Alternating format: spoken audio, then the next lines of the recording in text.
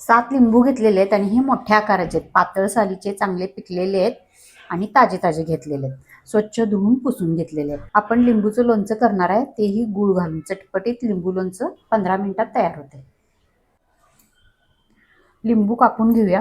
ही टोकाची बाजू आहे आणि देठाची बाजू आहे, ही अशी ठेवायची आणि मधून आडवा लिंबू कापायचा.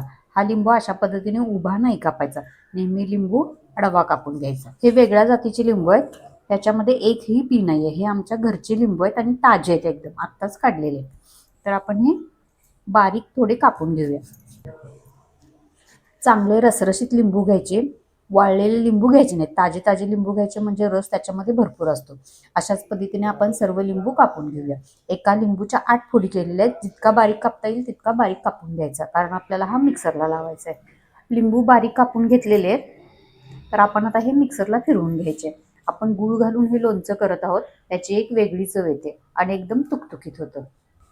लिंबू मोठ्या आकाराचे होते आणि ह्याच्या भरपूर फोडी झालेल्या आहेत. मी एका वेळी वाटून न घेता 2 वेळा या लिंबूच्या फोडी वाटून घेते.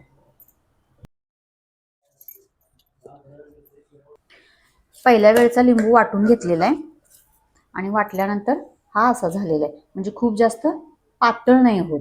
त्याची साल असते त्यामुळे थोडंसं असं दरदरीत राहतं. तर अशा पद्धतीने हा वाटून घ्यायचा, पाणी न घालता हा वाटून घ्यायचा. जितका बारीक वाटता येईल तितका बारीक वाटून घ्यायचा.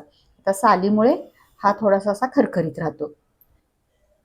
दुसऱ्या वेळेचा पण लिंबूचा गर वाटून झालेला आहे. आता हा आपण बाउलमध्ये काढून घेऊया. हा वाटलेला लिंबू आहे तो मी मोजून घेतला, तर हा 2 बाउल झालेला आहे. तर 2 बाउलच्या मी 2 पट किंवा 1.5 पट आपल्याला गोडाचं प्रमाण वापरायचं आहे. तर मी 1.5 पट गोडाचं प्रमाण वापरलेलं आहे. त्यासाठी 2 वाटी गूळ घेतलेला आहे आणि 1 वाटी साखर घेतलेली आहे.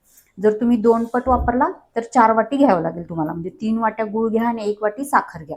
मी गोडाचं प्रमाण थोडंसं कमी केलेलं आहे. 1 वाटी जर लिंबूचा लगदा असेल तर 1.5 वाटी तुम्हाला गोडाचं प्रमाण घ्यायचं आहे.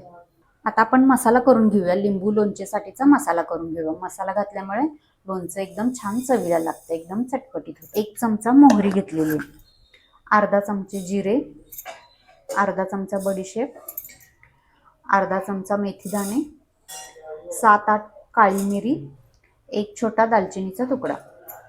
हे सर्व आपण हलकं हलकं गरम करून घ्यायचं. फक्त गरम करायचं, करपवायचं नाही. एकदम हलकं गरम झालं की थंड करून घ्यायचं आणि मिक्सरमध्ये वाटून घ्यायचं आहे. याची लिंबाच्या लोणच्याला एकदम छान चव लागते. मसाला थंड करून घेतलेला आहे. आता हा जाडसर वाटून घेऊया. लिंबाचा पल्प आहे तो कढईमध्ये काढून घेऊया. गूळ घालून घेऊया. आता फक्त तुम्ही गुळामध्ये करा किंवा फक्त साखरेमध्ये करा किंवा दोन्ही मिक्स करा. गोडाचं प्रमाण तुमच्या आवडीप्रमाणे ठेवा. साखर घालून घेऊया. 3 चमचे तिखट घातलेलं आहे. त्याच्यामध्ये कोणताही मसाला नाही आहे. अशा पद्धतीने हे तिखट घालायचं, लाल रंगाचं घालायचं, म्हणजे रंग चांगला येतो लोणच्याला. मीठ 1 चमचा घालूया. हळद 1 चमचा. मसाला हा असा जाडसर वाटून घेतलेला आहे मिक्सरमध्ये, तो पण टाकून घेऊया. सर्व मिश्रण घालून घेतलेलं आहे. आता हे मिक्स करून घेऊया. अगदी सोप्या पद्धतीने लोणचं होतं हे. खूप जास्त दगदग नाही, त्रास नाही आणि शिस्त पण हे पटकन. आता एकत्र मिक्स करून घेऊया. गूळ साखर घातलेली आहे तर ती विरघळायला लागेल आणि गुळाला साखरेला पाणी सुटेल. आता ह्याला साहित्य घातलेलं आहे ते तुमच्या आवडीनुसार घाला. थोडंसं तिखट बनवलं तरी चालेल, गोड बनवलं तरी पण चालेल. एकदम चटपटीत छानशा चवीचं लोणचं हे बनतं. मसाला घातल्यामुळं चव पण एकदम वाढते या लोणच्याची. काही जणांना खूप जास्त गोड आवडतं किंवा काही जणांना खूप जास्त तिखट पण आवडतं. तिखट आवडत असेल तर तिखटाचं प्रमाण थोडंसं वाढवा. गोड आवडत असेल तर गोडाचं प्रमाण थोडंसं वाढवा. तुमच्या आवडीनुसार हे लोणचं बनवा. साहित्य असं परफेक्ट मेजरमेंटने हेच घेतलं पाहिजे असं काही नाही. थोडंसं कमी जास्त करून हे लोणचं बनवू शकता. मी गूळ साखर दोन्ही पण वापरलेलं आहे. गूळ साखरेमुळे एक छान वेगळी चव येते, यासाठी मी दोन्ही मिक्स वापरत आहे. आता हे पातळ झालेलं आहे. 2-3 मिनिटांसाठी याच्यावर झाकण ठेवूया. 3 मिनिटानंतर बघूया तर हे मिश्रण असं गूळ साखर विरघळल्यामुळे पातळ झालेलं आहे. तर आपल्याला हे घट्ट होईपर्यंत शिजवून घ्यायचं आहे. साधारण 10 ते 12 मिनिट लागतील. मध्यम आचेवर आपल्याला हे शिजवून घ्यायचं आहे. मिश्रण हे सतत हलवत राहायचं. मध्ये मध्ये तुम्ही 1-2 मिनिटासाठी झाकण ठेवलं तरी चालेल, म्हणजे झाकण ठेवल्यामुळे गुळाचा साखरेचा पाक लगेच बनतो तर यासाठी 1-2 मिनिट झाकण ठेवायचं, पुन्हा एकदा हलवून घ्यायचं, पुन्हा 2 मिनिट झाकण ठेवायचं आणि पुन्हा एकदा हलवून घ्यायचं. म्हणजे पाक हा लवकर बनतो.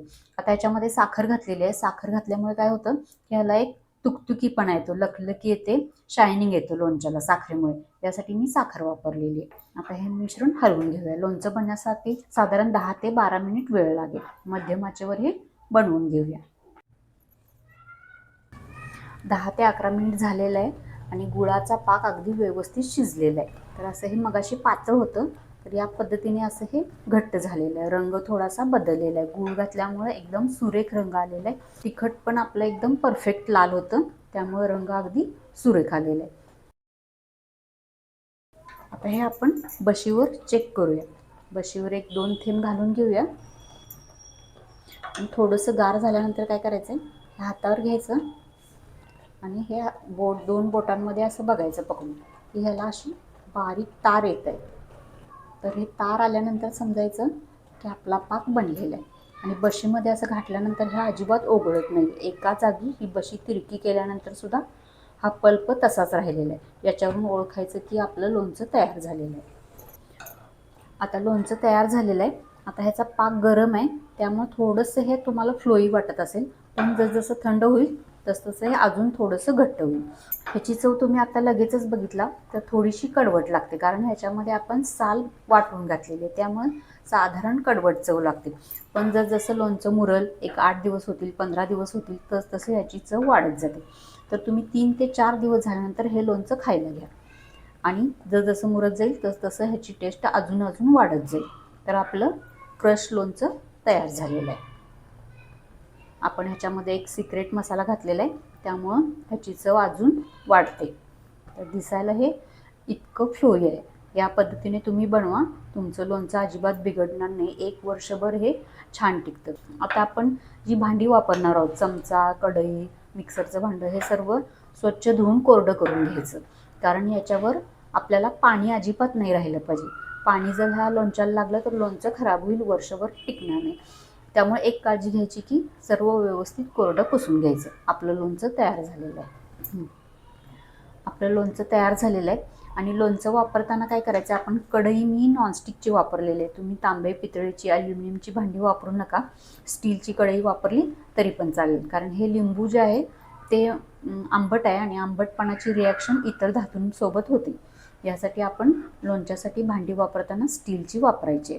आपलं लोणचं तयार झालेलं आहे. गॅस बंद करून घेऊया. थंड झाल्यानंतर हे बर्नीमध्ये भरून घ्यायचं. तर गॅस बंद केलेला आहे. झाकण न ठेवता आपण हे व्यवस्थित थंड करून घेऊया.